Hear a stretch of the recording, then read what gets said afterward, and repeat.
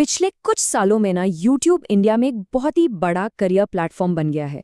मतलब क्या स्टूडेंट, क्या प्रोफेशनल, हर कोई यूट्यूबर बनना चाहता है। लेकिन असल में इसकी शुरुआत कैसे होती है? चलिए इस पूरी प्रक्रिया को आज समझते हैं। क्या ये सच में मुमकिन है कि सिर्फ वीडियो अपलोड करके 0 से 1 करोड़ रुपए तक कमाए जा सकते हैं? सुनने में तो किसी सपने जैसा लगता है ना? पर सच तो ये है कि कई लोग हर महीने लाखों बल्कि करोड़ों कमा रहे हैं। जरा सोचिए, कोई ऑफिस जाने की टेंशन नहीं, कोई बॉस नहीं जो सर पे खड़ा हो, और कमाई की कोई लिमिट नहीं। यही वो सपना है जो लोगों को यूट्यूब की तरफ खींच कर लाता है। लेकिन इस सपने के साथ एक हकीकत भी जुड़ी है, जिसे जानना बहुत जरूरी है। तो चलिए अब इस सपने से थोड़ा हटकर हकीकत की बात करते हैं। और यहाँ एक कड़वा सच है जिसे समझना ही पड़ेगा।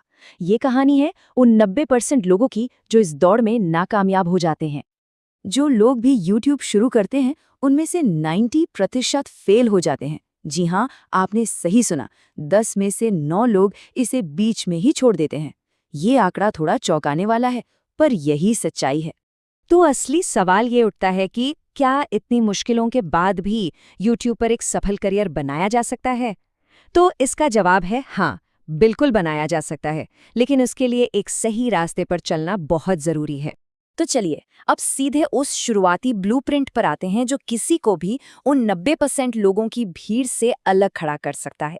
ये है वो पहला कदम जो कामयाबी की तरफ ले जाएगा। ठीक है, तो इस पूरी मशीन का सबसे जरूरी पुर्जा है रिटेंशन। अब ये रिटेंशन क्या होता है? इसका सीधा सा मतलब है कि लोग आपके वीडियो को कितना देख रहे हैं। यही YouTube के एल्गोरिदम का असली इंजन है जो चैनल को आगे बढ़ाता है। और देखिए, YouTube का सिस्टम ना बहुत सीधा साधा है।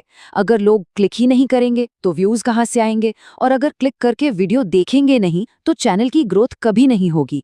इसीलिए एक जबरदस्त थंबनेल और वीडियो के पहले 10 सेकंड यानी कि हुक, ये दोनों चीजें सबसे ज्यादा जरूरी है। तो शुरू करने का स्टेप बाय स्टेप प्लान क्या होना चाहिए? पहला, एक नीश यानी अपना एक टॉपिक चुनिए, जैसे एजुकेशन, फाइनेंस या टेक्नोलॉजी। दूसरा, शुरुआत अपने फोन से ही कीजिए, किसी महंगे कैमरे की कोई जरूरत नहीं है। तीसरा, बस बेसिक चीजों पर ध्यान दीजिए, आवाज साफ हो, एडिटिंग सिंपल हो और कहानी कहने का तरीका मजबूत हो। और चौथा और सबसे जरूरी, लगातार वीडियो बनाते रहना है। हफ्ते में कम से कम 4-5 वीडियो का टारगेट रखिए। अब आते हैं उस सवाल पर जिसका सबको इंतजार रहता है, पैसा। आखिर YouTube पर पैसा बनता कैसे है? चलिए कमाई का पूरा गणित समझते हैं। देखिए, भारत में YouTube से कमाई का एक सीधा जरिया है विज्ञापन, जिसे एडसेंस कहते हैं। मोटे तौर पर 1000 व्यूज पर 20 रुपए से 200 रुपए तक बन सकते हैं।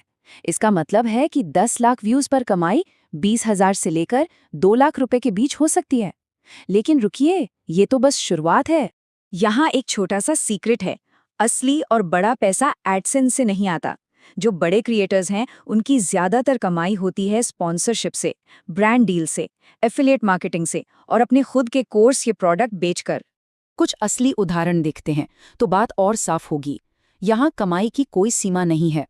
टेक बर्नर जैसे क्रिएटर्स महीने का 30 से 50 लाख कमाते हैं, तो वहीं कैरी मिनाटी जैसे टॉप यूट्यूबर्स की कमाई करोड़ों में जाती है। ये दिखाता है कि अगर सही तरीके से किया जाए तो ये प्लेटफॉर्म कितना पावरफुल है। तो अब जब कमाई का गणित समझ आ गया है, तो आइए उस राज को जानते हैं जो कामयाबी और नाकामी के बीच की लाइन खींचता है। आखिर इस खेल को जीतने का सीक्रेट है क्या? आखिर क्यों ज्यादातर लोग पहले 30 से 60 दिनों में ही हिम्मत हार जाते हैं? सबसे बड़ी वजह है व्यूज ना आना, सब्र की कमी और ये उम्मीद करना कि सफलता रातों रात मिल जाएगी। बस यही लोग निराश होकर कोशिश करना ही बंद कर देते हैं। तो चलिए एक असली टाइमलाइन सेट करते हैं। ये बात गांठ बांध लीजिए, पहले 3 से 6 महीने तक कमाई 0 हो सकती है। जी हाँ, बिल्कुल 0। यही वो सबसे मुश्किल दौर है जहां ज्यादातर लोग मैदान छोड़कर भाग जाते हैं। लेकिन जो भी इस फेज को पार कर गया, उसकी ग्रोथ जिंदगी बदल सकती है। और आखिर में सबसे जरूरी बात, इस खेल में विजेता वो नहीं होते जिनमें सबसे ज्यादा टैलेंट होता है। विजेता वो होते हैं जो कभी रुकते नहीं हैं। लगातार काम करते रहना ही कामयाबी का असली मंत्र है।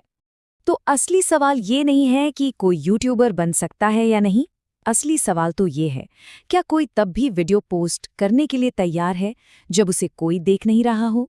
इस एक सवाल का